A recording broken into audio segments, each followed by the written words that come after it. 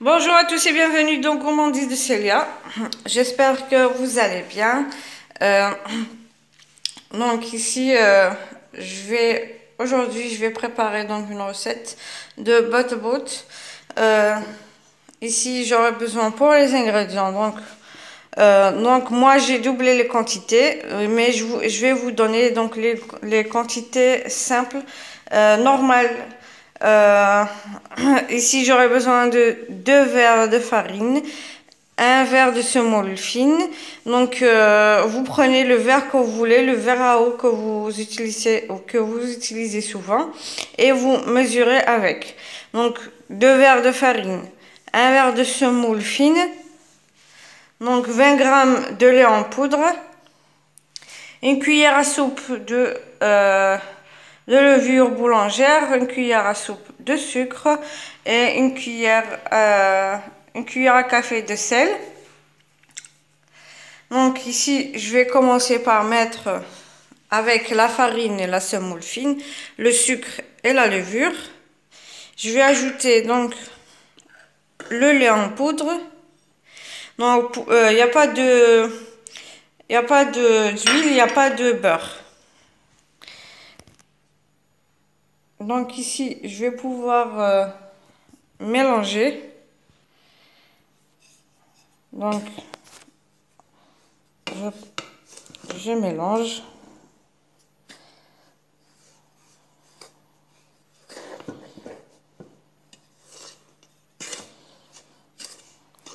Et je vais ajouter donc le sel et pouvoir commencer à pétrir avec l'eau tiède. Donc l'eau, je ne pourrais pas vous donner exactement combien.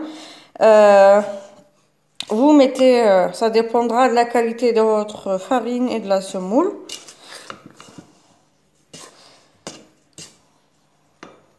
Donc ici, je vais ajouter le sel et pouvoir mélanger encore une fois. Et maintenant, je vais mettre le bol dans le pétrin. Donc pour ceux qui n'ont pas de pétrin, faudra le faire à la main, mais il faudra pétrir un peu plus longtemps. C'est-à-dire que moi, je vais pétrir environ 8 à 10 minutes. Mais vous, faudra pétrir plus 12 à 15 minutes à peu près. Donc, ici, je vais mettre ça. Et pouvoir commencer à pétrir. Donc, dès que la pâte sera prête, donc je vais couper la vidéo pour ne pas faire trop de bruit. Et dès qu'elle sera prête, je vous montre ça. Donc ici, je vous montre la pâte. Moi, je l'ai laissée un petit peu encore, elle colle. Donc vous essayez de ne pas trop en faire non plus avec l'eau. Vous en mettez petit à petit jusqu'à la ramasser. Vous la laissez légèrement collante. Donc ici, je vais la couvrir et laisser reposer. Bien sûr, il faudra qu'elle double de volume et je reviendrai après pour façonner les butternut. Donc ici, après avoir la pâte qui a doublé de volume, je vais dégazer la pâte. Et bien sûr, je vais former des boules. Donc je vais mettre sur un plan de travail. Donc ici, j'ai formé un boudin. Je vais couper en petits... je vais former des petites boules. Vous pouvez mesurer. Donc moi, je vais faire environ 100 grammes pour chaque boule. Donc ici, bien sûr, parce qu'on va les étaler après finement. Donc ici, finalement, j'ai ajouté un petit peu, j'ai mis jusqu'à 150 grammes. Donc, je vais faire 150 grammes pour chaque boule. Vous pouvez le faire mesurer. Tout dépendra de la taille que vous voulez avoir. Donc ici, je vais les former et bien sûr, dès qu'elles seront toutes prêtes, je vais étaler chaque boule finement et les laisser reposer.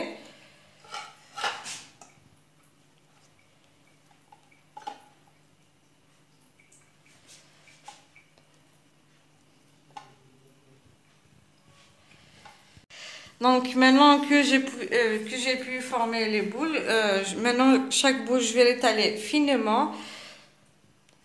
Donc faut mettre un tout petit peu de farine. Faut pas exagérer non plus avec la farine. Faudra l'étaler finement comme je vous ai dit, puis les laisser se reposer et doubler de volume.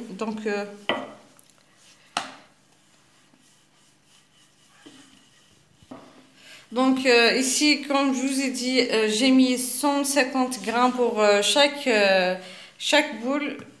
Donc, et avec ça, j'ai eu 10 boules ou 10 bat-bout. Donc, vous pouvez diminuer si vous voulez.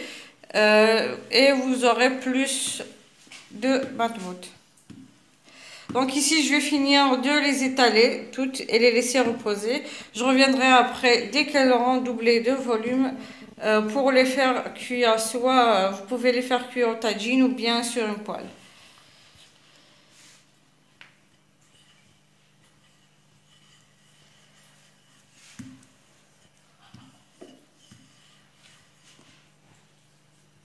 Donc maintenant que ça a doublé de volume, donc ici j'ai déjà commencé à faire cuire quelques-unes ou quelques-uns. Donc ici il faudra allumer le feu vraiment très fort. Bien sûr, vous mettez un petit peu de beurre dans votre poêle. Il faudra vraiment bouger votre bat-bout. Faut pas le laisser sur une place sans le bouger, sinon ça va brûler et ça va pas être un succès. Donc chaque 2 secondes, vous le retournez. Dès que vous voyez que ça commence à former des bulles au-dessus, vous retournez. 2 secondes, vous retournez encore une fois, vous allez voir. Donc ici j'ai retourné. Donc faut bouger, faut le bouger un petit peu. Et maintenant, il faudra le retourner encore une fois et le laisser. Et il faudra le bouger. Dès que vous le voyez que ça a gonflé, il faut que ça gonfle. Regardez, ça a déjà commencé ici. Donc ici, regardez, ça gonfle. Et dès que vous voyez que ça a bien gonflé, comme ici, vous retournez pour ne pas que ça brûle.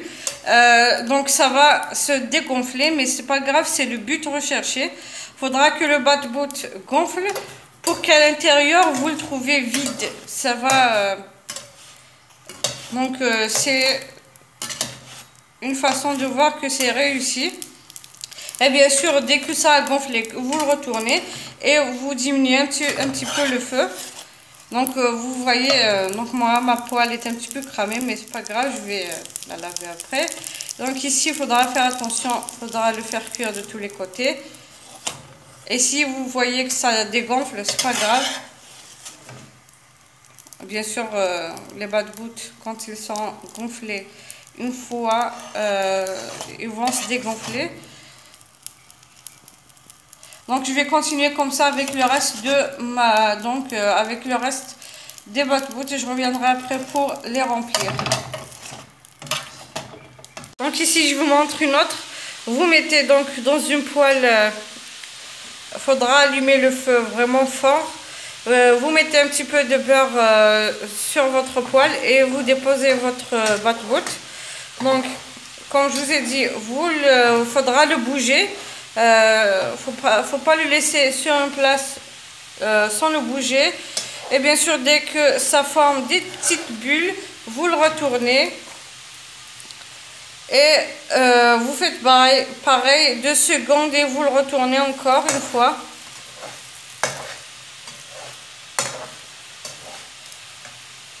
Vous essayez de le retourner.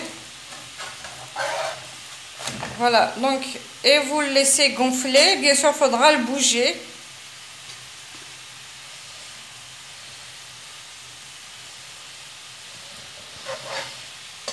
Regardez, donc ça commence à gonfler. Voilà, vous le laissez vraiment à feu fort. Et que dès que ça a gonflé complètement, comme ça et vous le retournez.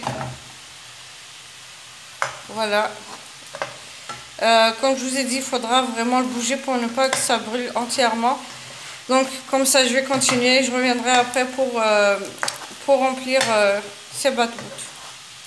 Voilà, donc les batouts, après les avoir fait cuire, donc comme je vous ai dit, au départ ils vont gonfler, mais après ils vont se dégonfler. Bien sûr à l'intérieur ils sont vides, je vais ouvrir pour vous montrer. Regardez, ils sont même faciles à ouvrir. Donc regardez l'intérieur.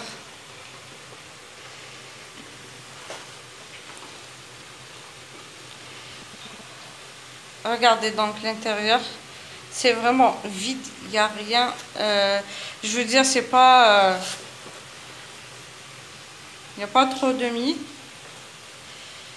Voilà, donc je vais les remplir. Donc ici,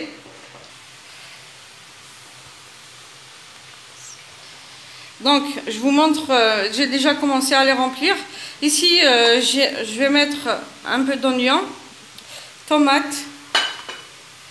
Donc, comme je vous ai dit, vous remplissez de farce, donc vous mettez ce que vous voulez.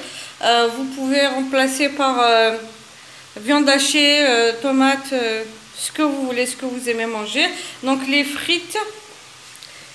Donc, les frites, vous les mettez directement chaudes et vous mettez du fromage pour que ça puisse fondre aussi. Au moins, vous allez le manger chaud.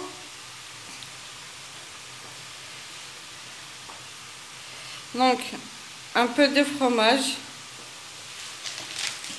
Donc, moi, j'ai les carrés, ceux qu'on met dans les hamburgers. Vous choisissez ce que vous avez chez vous. Kiri, cheddar ou autre. Donc, là, j'ai un carré. Je divise en deux et je mets à l'intérieur. Je vais ajouter donc le poulet. Donc le poulet, j'ai un peu de poulet en cube ou en petits morceaux que j'ai fait cuire dans un petit peu d'huile avec les épices, donc le sel, le poivre noir et le curcuma. Donc je vais continuer comme ça à les remplir. Je vais ajouter donc les olives vertes avec un peu de persil.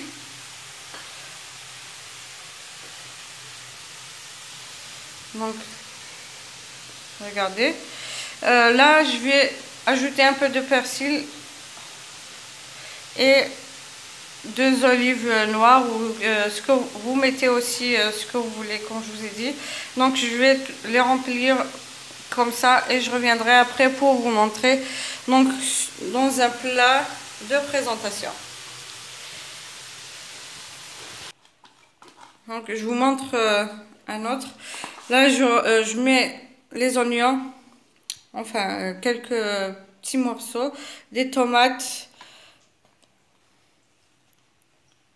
Donc, je vais ajouter les frites.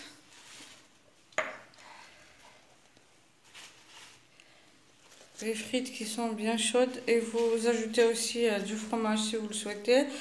Moi, je vais mettre les carrés.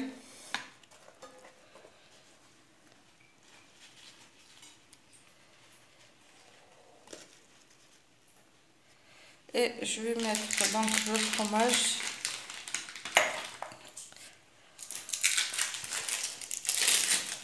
Bien sûr, un peu de cheddar aussi, ça sera aussi bon.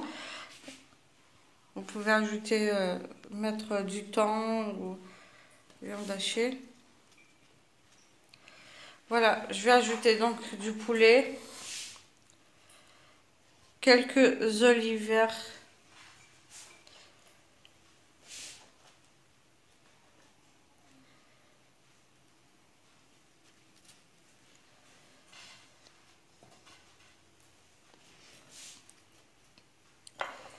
Donc les olives vertes, je finis avec le persil et les olives noires. Donc je finis avec les le persil et les olives noires. Donc ici, donc je finis, je reviens vous montrer ça après. Donc ici, j'ai fini de les remplir. Moi, je les ai fait donc un peu plus grands. Quand je vous ai dit, j'ai mis 150 grammes. Vous pouvez mettre, vous pouvez les faire plus petits que ça. 100 grammes peut-être, au moins. Ça dépend. Excusez-moi, cela dépendra de vous. En espérant que la recette vous plaira. Donc vous allez trouver donc la recette écrite sur ma page Facebook et sur mon compte Instagram Gourmandise de Célia. Si vous avez aimé donc la recette, n'hésitez pas à liker et partager avec vos amis sur les réseaux sociaux. Et si le contenu de ma chaîne vous plaît, n'oubliez pas de vous abonner pour recevoir les notifications des prochaines vidéos. Et au revoir et à la prochaine recette.